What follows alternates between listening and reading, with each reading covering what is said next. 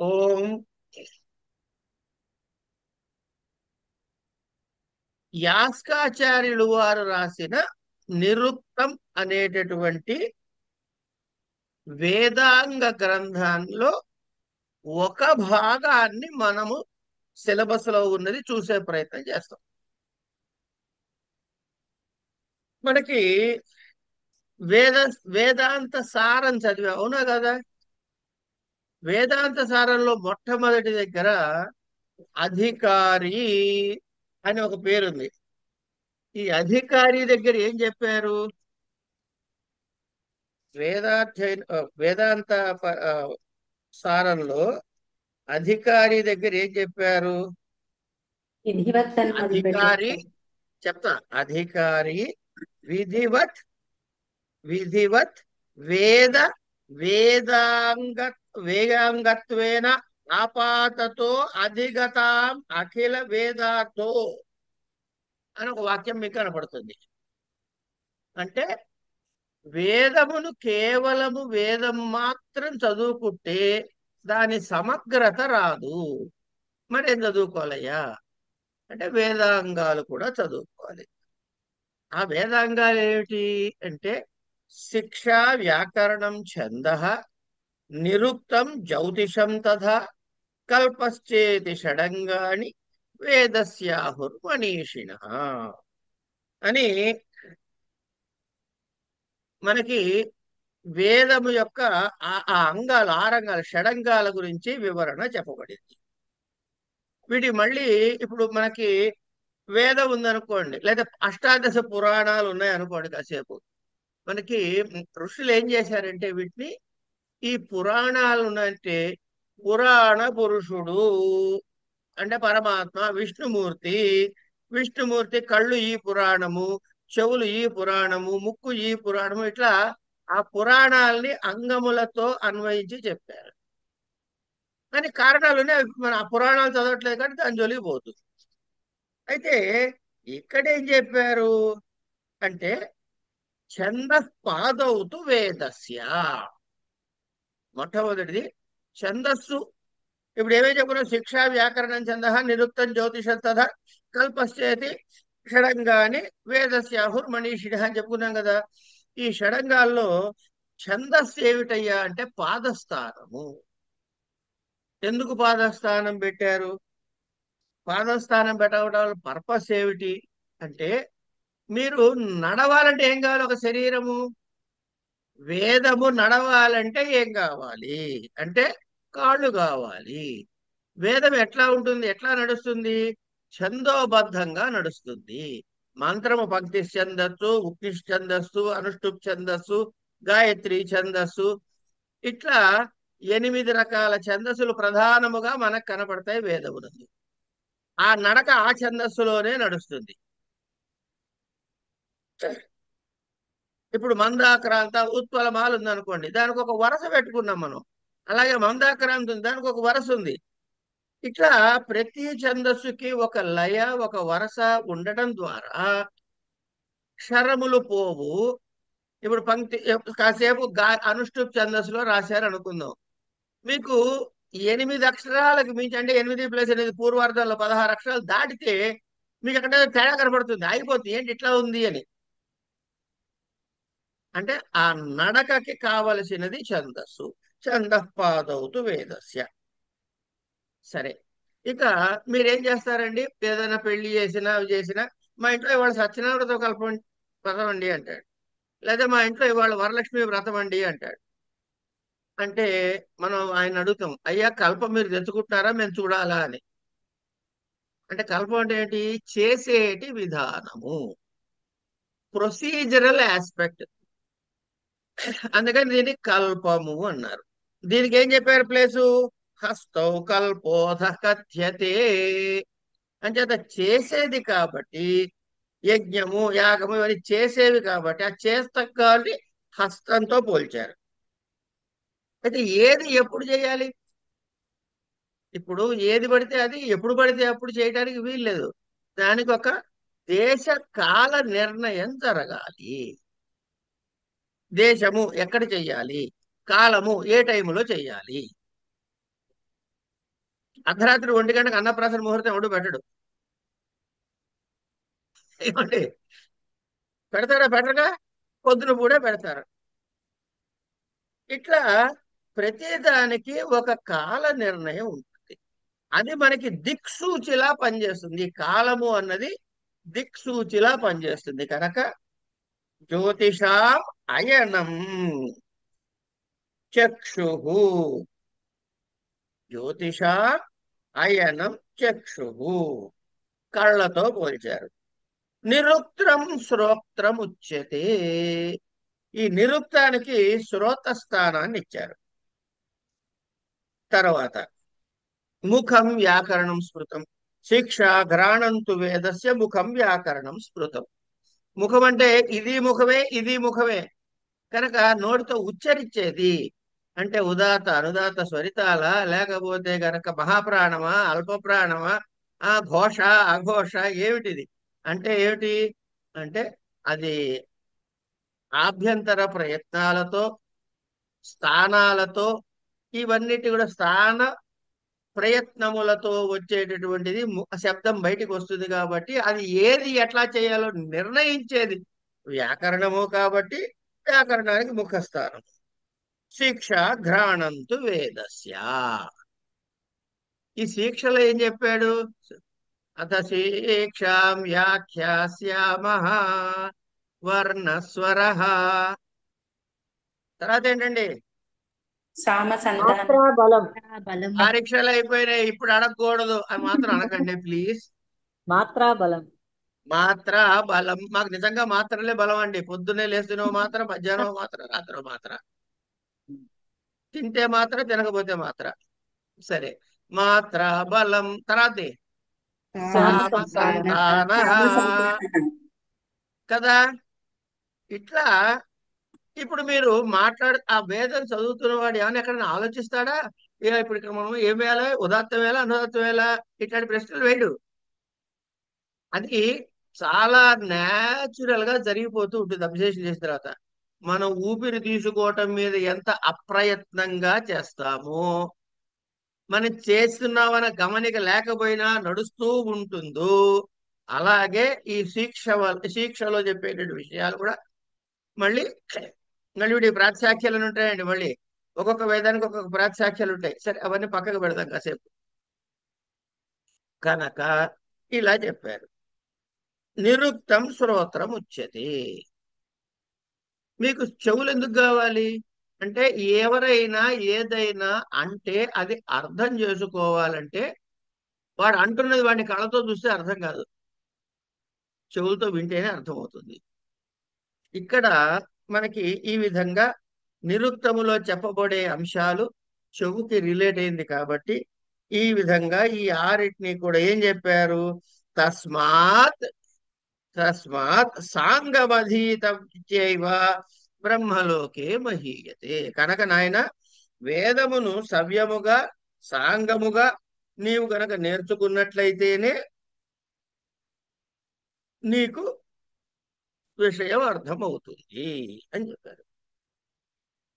ఇక ఈ వీటిని కాండలుగా విడగొట్టారండి నిరుక్తాన్ని.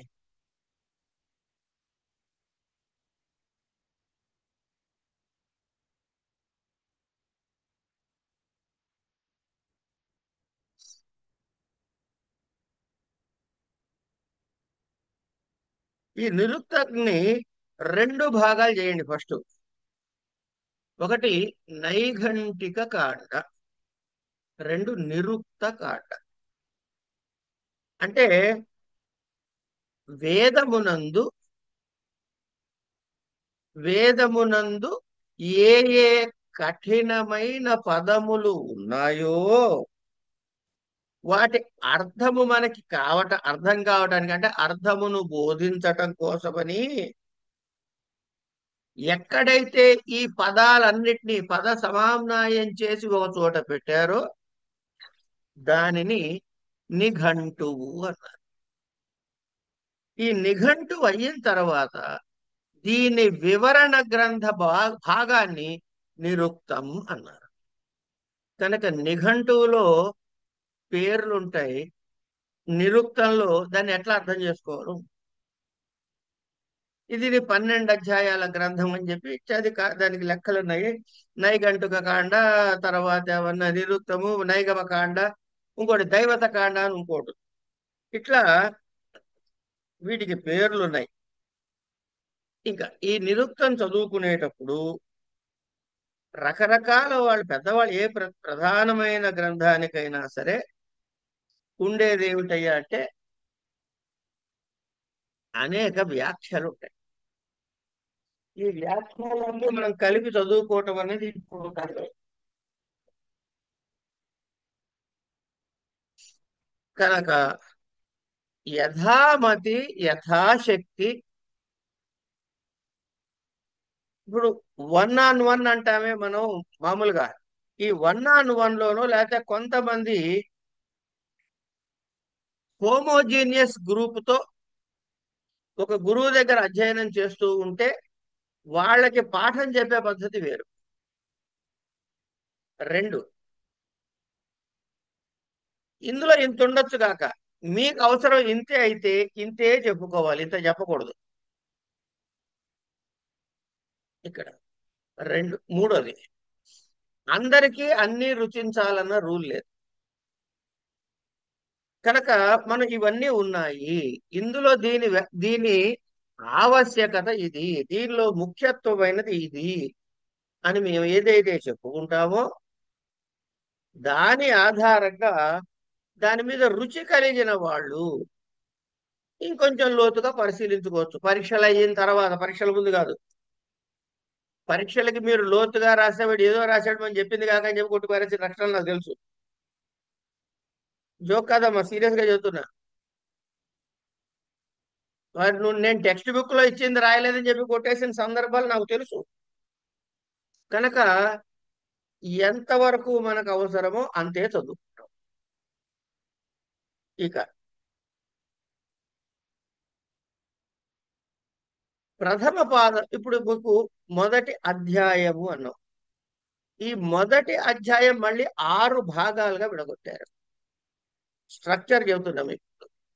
మొదటి అధ్యాయము మీ సిలబస్, దానిని 6 భాగాలుగా చేశారు. ఈ భాగాలకి పాదము అని పేరు.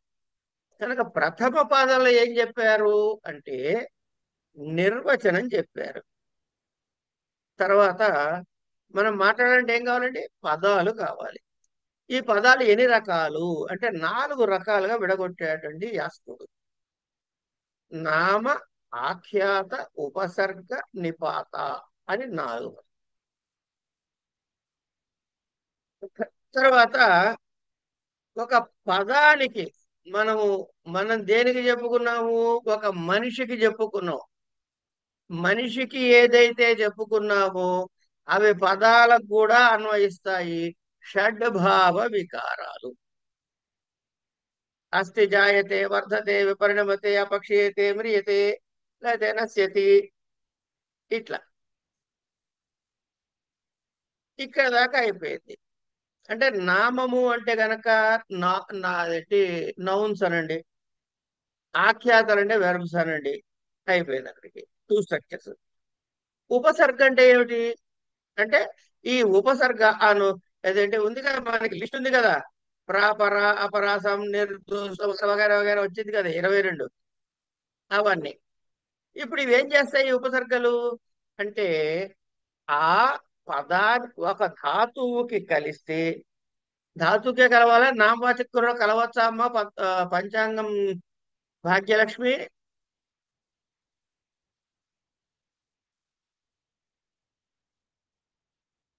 అమ్మాయి కూర పోపు పెట్టడానికి వెళ్ళి ఉంటుంది. ఇంకెవరైనా చెప్పండి అమ్మా. రెండింటికండి, ఆ? నామానికి ఆఖ్యాతకి రెండింటికి ఉపసర్గలు పెట్టొచ్చు ప్రథమంగా. ప్రిఫిక్స్ తప్పు కదా తండ్రి, తప్పు కదా తండ్రి, ఓన్లీ ఆఖ్యాత, తప్పు కదా తండ్రి. కేవలం ఆఖ్యాత. ఉపసర్గ క్రియా యోగే నిపాతా, ఉపసర్గ క్రియా యోగే గతిశ్చ. ఉపసర్గ అన్నది క్రియకి కూడితేనే నిపాతని నిపాత అన్నది దాని పేరు ఏమిటి? ఉపసర్గ క్రియాపదాన్ని కలిస్తే దాని పేరు ఉపసర్గ అవుతుంది. కనుక నామవాచకాలకి రావు ప్రసాద్ గారు. Don't worry. Okay sir. అంటే ఐడియా కోసం చెప్తాను. అందుకే ఈ క్లారిటీ కోసం ఒకసారి అడిగా అంతే.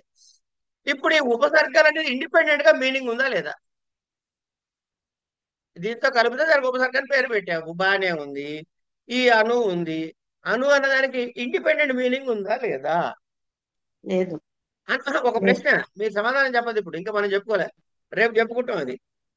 సో ఉపసర్గకి ఇండిపెండెంట్ మీనింగ్ ఉందా లేదా అంటే స్వతంత్ర అర్థములను ఉపసర్గ ఇస్తుందా ఇవ్వదా? ఇది అయిన తర్వాత నిపాతలు ఏమిటి, దాని పరిస్థితి ఏమిటి? ఇది అయిన తర్వాత ఇంకొక గొడవ ఉంది. ఏమిటి? నామవాచకాలు ఉన్నాయి. ఈ నామవాచకాలన్నీ ధాతుజన్యములా కాదా? పాణిని ఏం చేశాడు? అన్నీ ధాతుజన్యములు కావు అని నిర్ణయం తీసుకున్నాడు. అందుకని ఆయన ఏం చేశాడు? కృత్తద్ధిత సమాసాస్య, తర్వాత ఆ అధాతురప్రయ, ఏంటండి ఆ సూత్రం? అర్ధవదధాతురప్రత్యయ, అర్ధవత్ అధాతు అప్రత్యయ ప్రాతిపదికం. కనుక ప్రాతిపదికలు వ్యుత్పన్నములు అవ్యుత్పన్నములు రెండింటినీ అంగీకరించాడు పాణిని. ఇక్కడ ఏమంటున్నారు అంటే నామవాచకములన్నీ ధాతుజన్యములే అని అంటే ఎందుకు అవునో కాదో, ఎందుకు అవునో కాదో అదొక నిర్ణయం. కనుక ఉపసర్గాలు స్వతంత్రమైనవా కావా, నిపాత లక్షణాలేమిటి, నామవాచకాలన్నీ ధాతుజన్యములు అవునా కాదా, ఇవన్నీ ఒక పక్కకు పెడితే ఏమై వ్యాకరణం ఉంది కదా, మళ్ళీ నిరుక్తం ఎందుకు నాకు పని లేక అంటే నిరుక్త శాస్త్రం యొక్క ప్రయోజనం ఏమిటి ఒకటి. తర్వాత మంత్రములు అన్నవి శక్తివంతమైన బీజములు, అందులో ఏం డౌట్ లేదు. ఇవి అర్థవంతములైనవా కావా? కనుక మంత్రము అంటే అర్థవంతమైందా కాదా? ఇది పంచమ పాదంలో మనకి చెప్తాడు. ప్రథమ పాదంలో నిర్వచనాలు, షడ్భావ వికారాలు, ఉపసర్గల స్వతంత్ర ప్రతిపత్తి కలిగినవా కాదవా చెబుతాడు. ద్వితీయ తృతీయ పాదాల్లో నిపాతల గురించి మాట్లాడతాడు. చతుర్థ పాదంలో నామవాచకాలని ధాతుజన్యములా కాదా అని చెబుతాడు. పంచమ పాదంలో నిరుక్త శాస్త్రం ప్రయోగము, మంత్రాలు అర్థవంతులా కాదా, వాటి ఆక్షేపణలు వగైరా చెప్తాడు. షష్ఠ పాదంలో పదచ్ఛేదం ఏమిటి, పద పాఠం అంటే ఏమిటి, మంత్రార్థం ఎలా తెలుస్తుంది, దానికి నిరుక్తం యొక్క ఆవశ్యకత ఏమిటి, ఇలా ఈ 6 పాదాలతో కూడిన ప్రథమాధ్యాయం మీ సిలబస్ అండి.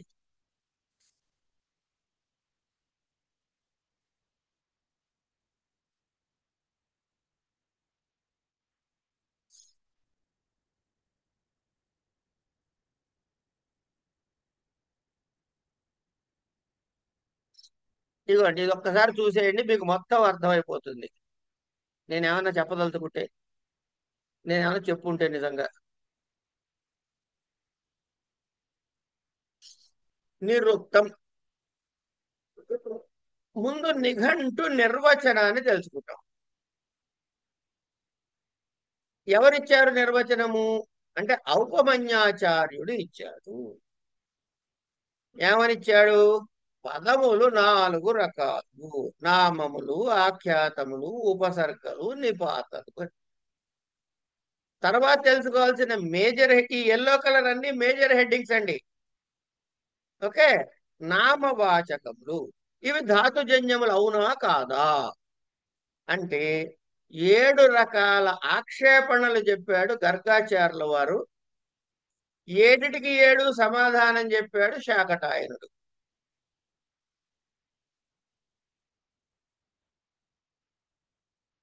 అయ్యా నమస్కారం. ఏ సార్?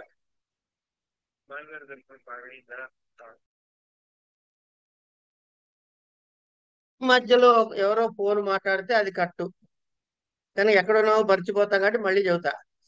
ఈ ఎల్లో కలర్ లో ఉన్నవన్నీ కూడాను మెయిన్ హెడ్డింగులు. మనం ప్రధానంగా ఫోకస్ చేయాల్సిన హెడ్డింగులు ఇవి.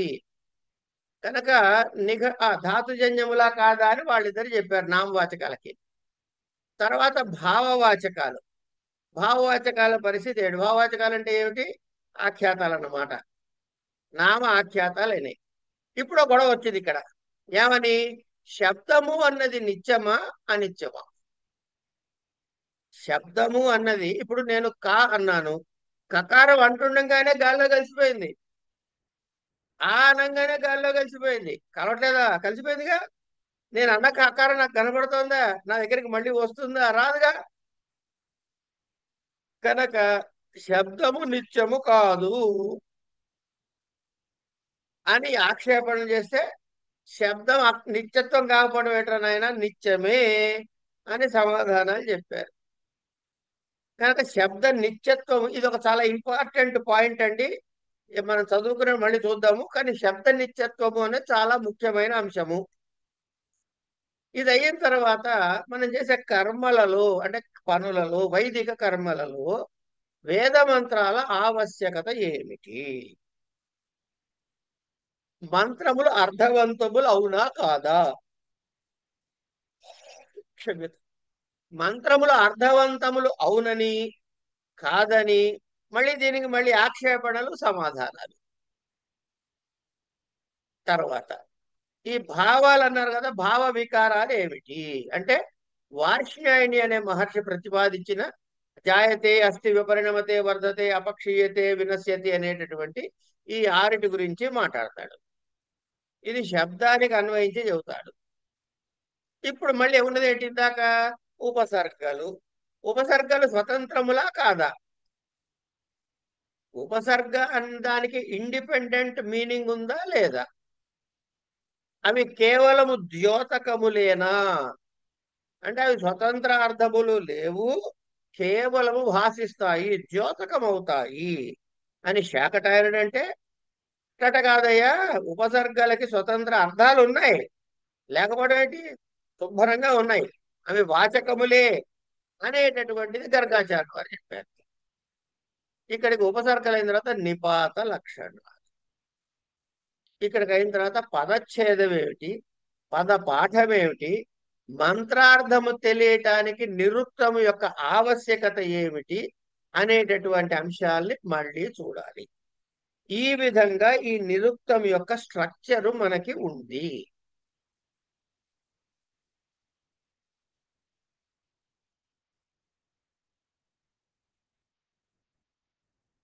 ఇదండి నిరుక్తం యొక్క స్ట్రక్చరు. కనుక ఈ అంశాల్ని ఒక్కొక్కటి ఒక్కొక్కటి మనం చూసుకుంటూ వెళ్తాం అన్నమాట. అంటే ఏమైంది? నిఘంటు భాగం ఒకటి,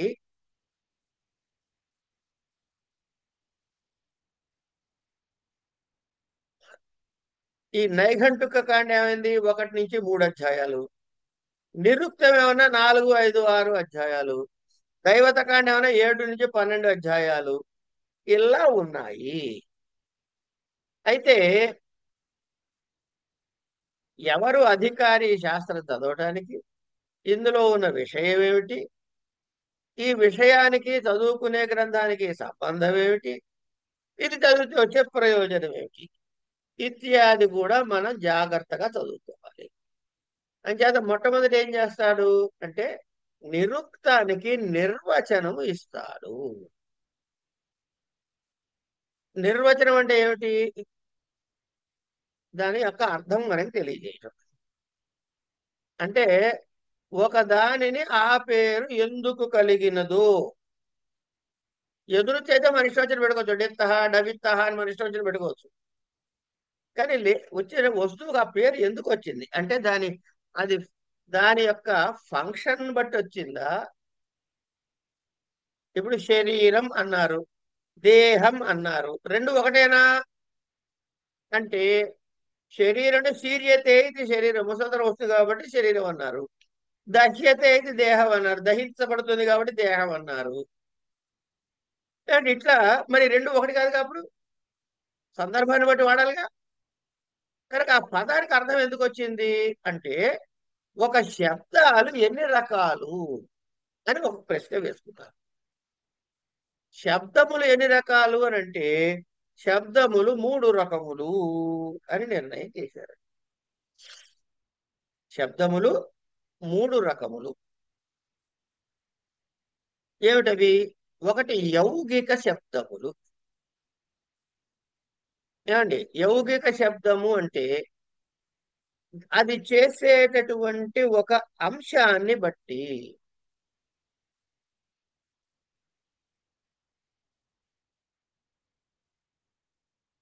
అంటే ఒక అవయవార్థము,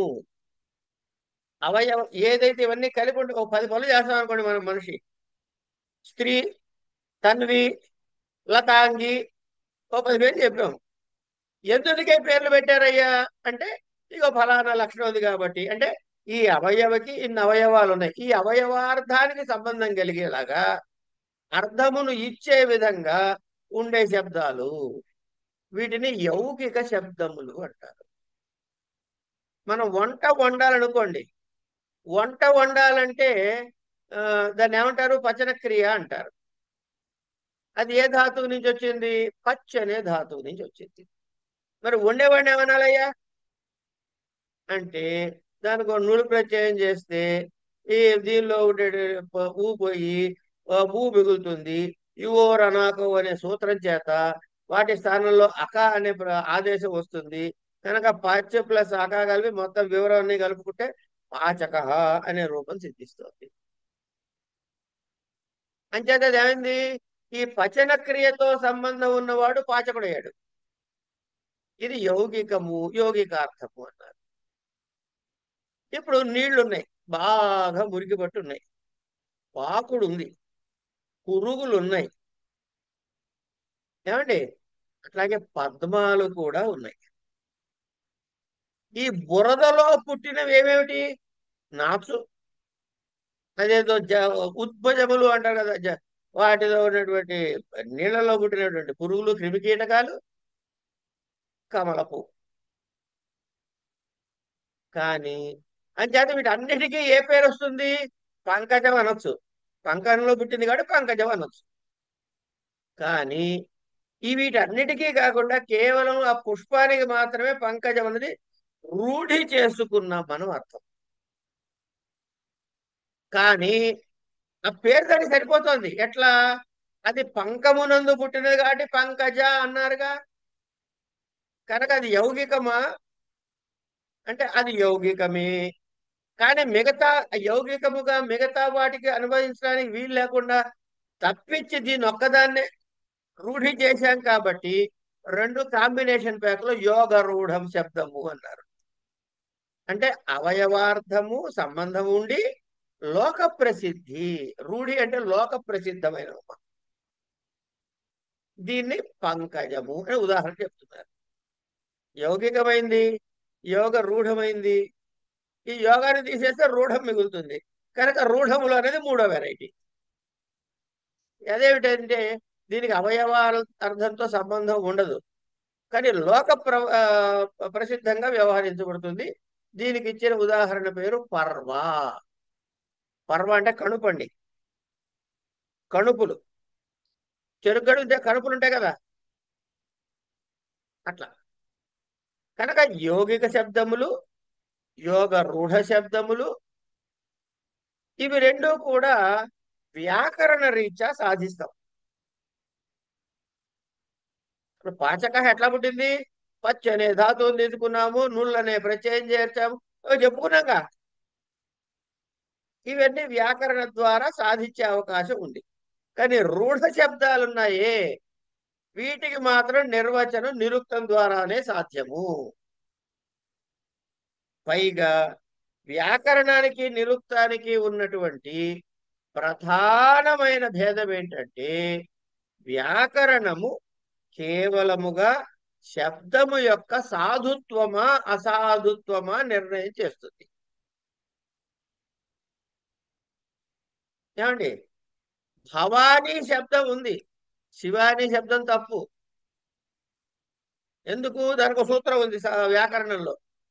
ఈ నాకు ఆ పేరు గుర్తులేదు. శివ భవ ఏవో ఉన్నాయి, కొన్ని పేర్లు ఉన్నాయట. ఆ పేర్లకి మాత్రమే ఈ ప్రత్యయం చేర్చాలి, ఈ ప్రత్యయం చేరిస్తే ఈ రూపం సిద్ధిస్తుంది అని. మనకి అనుకువగా ఉంది కదా అని చెప్పి వేరే పేర్లు పెట్టడానికి లేదు. అది మనం వాడుతున్నాం కదండి అంటే, నువ్వు వాడితే వాడుకో, నమస్కారం. వ్యాకరణ రీత్యా అయితే తప్పు. మీకు ఇంకో సీక్రెట్ చెప్పనా? మరి కోప్పడకూడదు నన్ను. ఏమండి, వ్యాకరణ రీత్యా మనం బోల్డ్ తప్పులు మాట్లాడుతున్నాం. కన్వీనియన్స్ అనే పేరు పెట్టి వ్యాకరణంలో ఎట్లా తప్పులు ఒక చిన్న ఉదాహరణ చెబుతా. లకారాలు ఎన్ని? 10. తీయండి, తీయండి, మ్యూట్ తీయండమ్మా. 10 లకారాలండి. 10 లకారాలు. సరే, పేర్లు వద్దు. దీన్ని లెక్కేస్తే 6 యాక్టివిటీ బేస్డ్, 4 ఇమోషన్ బేస్డ్, కాలాత్మకమైనవి 6, భావాత్మకమైనవి 4. అంటే వర్తమాన కాలము, బ్లడ్ వర్తమానే, లేట్ వేదే అని ఇట్లా మనం చెబుతారు.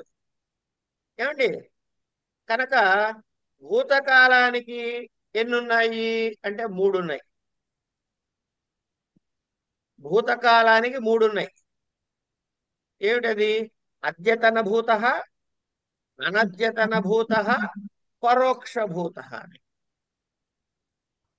అట్లాగే భవిష్యత్తుకి 2 ఉన్నాయి.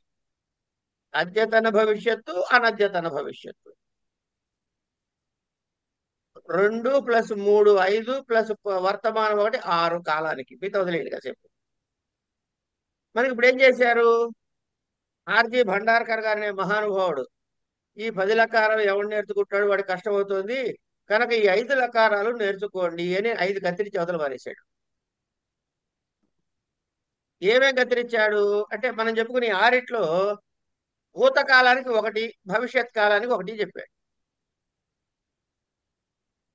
ఏమండి, అంటే భూతకాలానికి 1 చెబితే మిగతా 2 వదిలేశాక,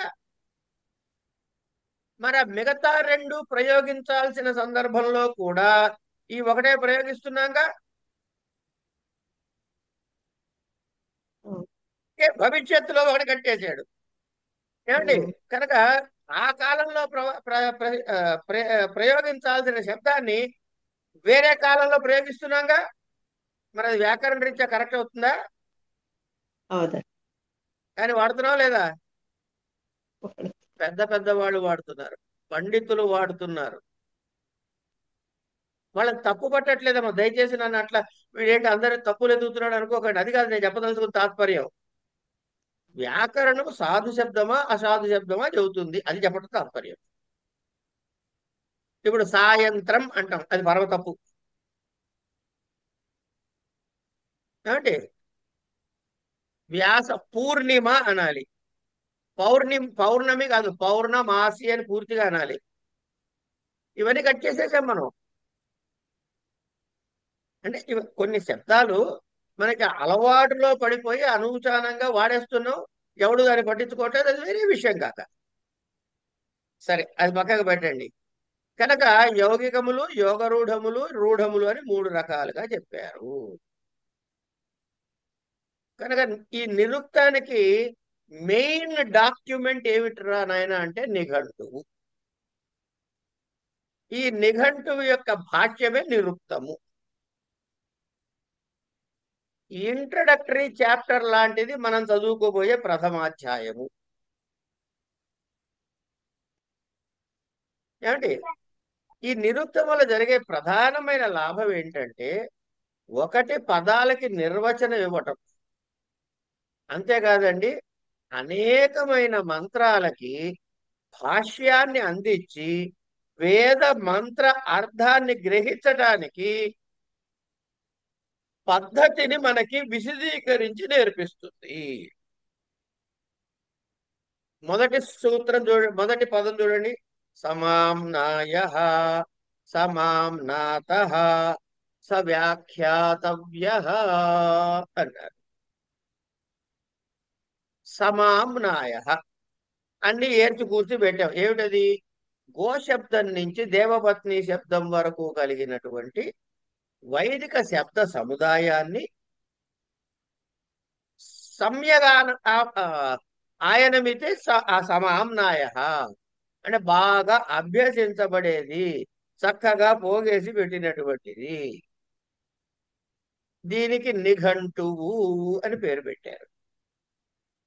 సమామ్నాయ ఏం చేశారు? ఒక చోట బాగా పెట్టారు తీసుకొచ్చి. అంటే చేసేసామా చెయ్యాలా? చేసేసారు. ఓకే చేసేసారు. ఆమ్నాయ అంటే ఏమిటి? అందులో ఉండే శబ్దాలు, వైదికమైన శబ్దాలు, గోశబ్దము నుండి దేవపత్ని శబ్దము వరకు ఉన్నటువంటి శబ్దాలని మేము పోగేశామయ్యా. వాటి పోగేలా వాటిని ఆమ్నాయం అంటాము అన్నాం. ఇవి మంత్రాలు. దీన్ని ఏం చేశావు? సమామ్నాత. ఈ మంత్ర అర్థాలన్నీ తెలుసుకోవడానికి దీన్ని గ్రంథస్థం చేశాము. సమామ్నాత బాగా జాగ్రత్తగా కట్టి మూట కట్టి పెట్టి ఓ పక్కన నిఘంటువు రూపంలో. మరి ఇప్పుడేం చేయాలి? సవ్యాఖ్యాతవ్య. సమామ్నాత పాస్ట్ టెన్స్. స అంటే ఆ ఆమ్నాయ మంత్రాలు ఏదైతే సమామ్నాతమైనాయో వాటిని వ్యాఖ్యాతవ్య, వ్యాఖ్యానం చేయాల్సి ఉంది. ఏమని వ్యాఖ్యానం చేస్తావయ్యా? నామ ఆఖ్యాత ఉపసర్గ నిపాత అని 4 విధాలుగా వ్యాఖ్యానం చేస్తాము.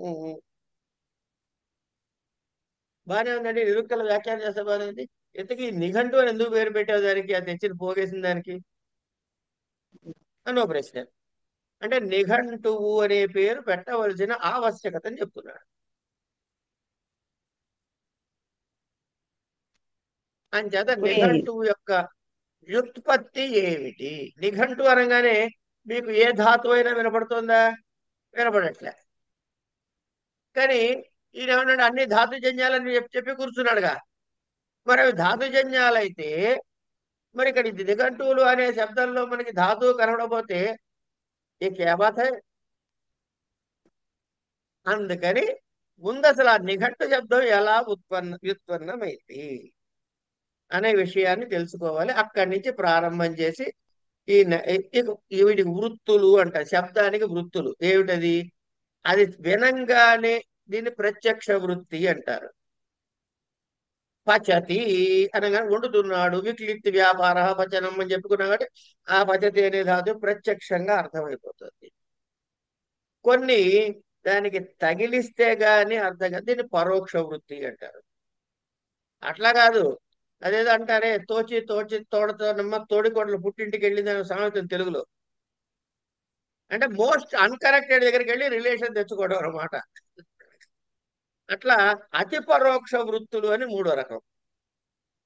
అంటే ప్రత్యక్ష వృత్తుల్లో క్రియ ఈజ్ డైరెక్ట్లీ ఐడెంటిఫైయబుల్, ప్రత్యక్షంగా తెలుస్తూ ఉంటుంది. పరోక్ష వృత్తిలో క్రియ అంతర్లీనంగా ఉంటుంది, కొంచెం కనిపెట్టాల్సి వస్తుంది. అతి పరోక్ష వృత్తిలో గుర్తుపట్టడం కష్టంగా ఉంటుంది క్రియ అని ఈ విషయాలు చెప్పుకుంటూ వీటిని ఆధారముగా చేసుకుని నిఘంటు శబ్దానికి వ్యుత్పత్తి చెబుతారు. అది రేపు చూతాము కాక ఇవాళకి ఇక్కడ ఆపుకుందాము.